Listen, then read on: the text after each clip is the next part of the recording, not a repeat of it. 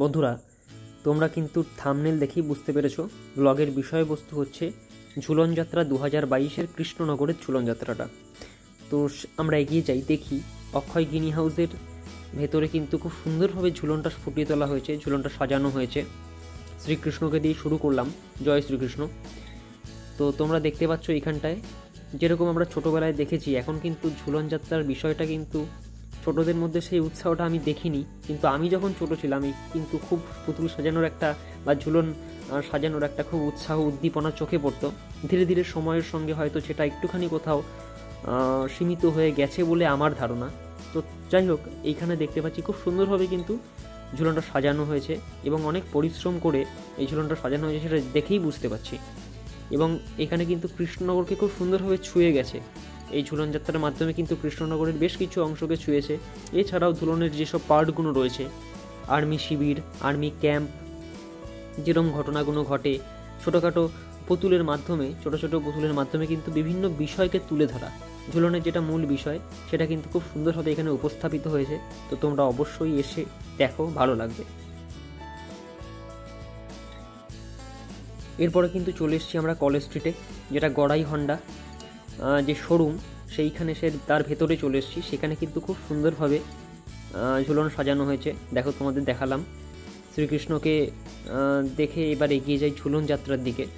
এইখানেও কিন্তু অসাধারণভাবে কিন্তু ফুটিয়ে তোলা হয়েছে, দেখতেই পাচ্ছ তোমাদের সামনে। এইখানে দেখো ছোট ছোট যে বিষয়গুলোর মাধ্যমে ঝুলনকে যে সাজিয়ে তোলা, এবং এই যে ছোট বাজার বসেছে বা দোকানিরা এই যে কেনা বেচা করছে, ছোট ছোট ঘর, যেগুলো আমরা দেখে থাকি সাধারণত ঝুলন যাত্রা সম্পর্কে আমরা সবাই জানি।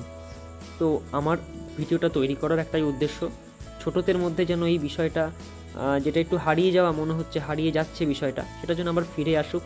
এবং তোমরা যারা যারা ভিডিওটা দেখছো তারা অবশ্যই কিন্তু এখানে এই জায়গাগুলোতে ভিজিট করো। এনারা খুব পরিশ্রম করে বানিয়েছেন এবং খুব সুন্দর লাগছে, এবং প্রত্যেকে যারা বাচ্চা বড় সবার কিন্তু ভালো লাগবে আমার মনে হয়, ব্যক্তিগত মতামত। তো এই শেষে একটাই বলবো, তোমরা ভিজিট করো, দেখো, খুব ভালো লাগবে। এবার চলে এসেছি কৃষ্ণনগরের গোয়ারি বাজার সংলগ্ন চেতলাঙ্গিয়া মন্দিরে। এখানে কিন্তু এটি কিন্তু কৃষ্ণনগরের প্রাচীনতম, সবথেকে প্রাচীন মন্দিরগুলির মধ্যে একটি।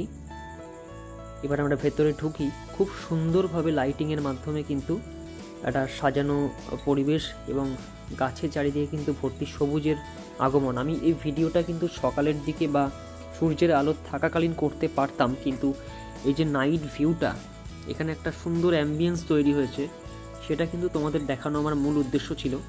এবং তৎসঙ্গে এটাও বলে রাখি, বারবারই বলছি, আমি কিন্তু খুব প্রাচীনতম মন্দির। তো আমরা একটু ভেতরের দিকে যাওয়ার চেষ্টা করি। ঝুলন যাত্রা উপলক্ষে কিন্তু প্রচুর ভক্ত সমাগম এখানে হয়ে রয়েছে।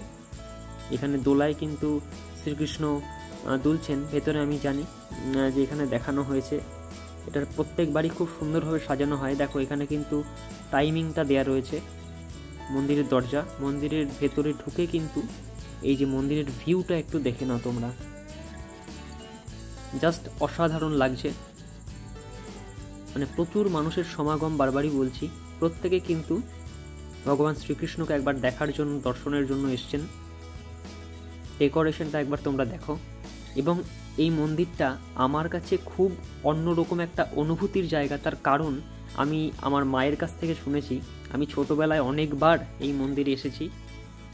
তো সেটা আমার কাছে খুব একটা আবেগের জায়গা। তো আমি তোমাদের বারবারই একটু অ্যাঙ্গেল করে আমি ভিউটা দেখানোর চেষ্টা করছি। মন্দিরের যে নির্মাণ শৈলী, সেখানে কিন্তু একটা অত্যন্ত সুন্দর সাবেকি আনার ছাপ খুব স্পষ্ট। এবং এখানে যে লাইটগুলো ব্যবহার করা হয়েছে, সে লাইটিংগুলোও কিন্তু যে একদম প্রাচীন সময়ে যে লাইটগুলো ব্যবহার করা হতো, যে বাতিগুলো ব্যবহার করা হতো, সেরকম ধরনের কিন্তু বর্তমানে কিন্তু আমরা ইলেকট্রিসিটি পেয়ে গেছি। তো এখন ইলেকট্রিকের বাল্বগুলো কিন্তু এর ভেতরে দেওয়া রয়েছে, জ্বলছে। তো দেখতে পাচ্ছি এটা একটা অন্যরকম দেখতে সুন্দর লাগছে। এইখানে দেখো শ্রীকৃষ্ণ দোলায় রয়েছেন। এখানে কিন্তু টানা দড়ির ব্যবস্থা রয়েছে। এখানে তোমরা কিন্তু গেলে দড়ি টেনে কিন্তু দোলাটাকে দোলাতে পারবে।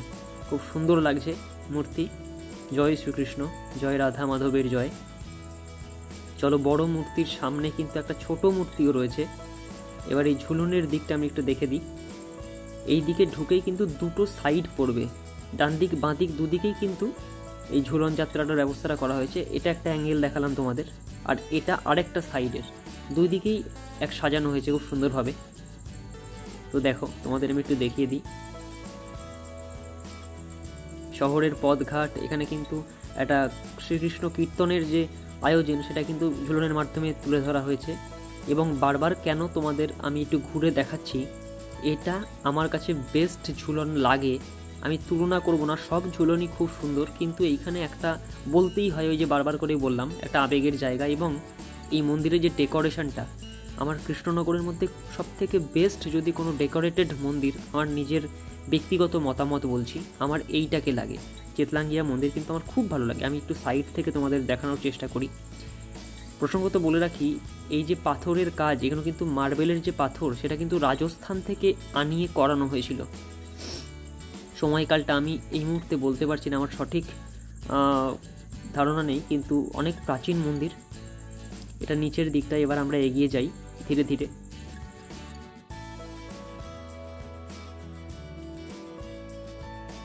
তো বন্ধুরা, আমরা এবার এগিয়ে চলেছি গোয়াড়ি বাজারের যে ভেতরেই রয়েছে, রাস্তার মুখেই পড়বে গৌড়ীয় মঠ। সেই মঠে এখানে ঝুলন বলতে কিন্তু ভেতরে দেখি আমরা কি করেছে। তো যেমনটা তোমরা দেখতে পাচ্ছ এবং আমিও দেখতে পাচ্ছি, তোমাদের দেখাচ্ছি যে রাধা মাধবকে কিন্তু, রাধাকৃষ্ণকে কিন্তু দোলনায় বসানো হয়েছে এবং খুব সুন্দরভাবে সুসজ্জিত করা হয়েছে। জয় শ্রীকৃষ্ণ, জয় রাধা মাধবের জয়। তো প্রচুর ভক্ত সমাগম তোমরা দেখতে পাচ্ছ। যেমনটা সামনে কিন্তু মূল বিগ্রহ, একদম সামনের দিকে মূল বিগ্রহটা নিত্য পূজিত হয়। এখানে দেখো, তোমাদের আমি অ্যাঙ্গেলটা ঘুরে ঘুরে একটু দেখিয়ে দিই। খুব সুন্দরভাবে কিন্তু ঝুলন যাত্রা উপলক্ষে সাজানো হয়েছে, আলাদা ডেকোরেশন করা হয়েছে।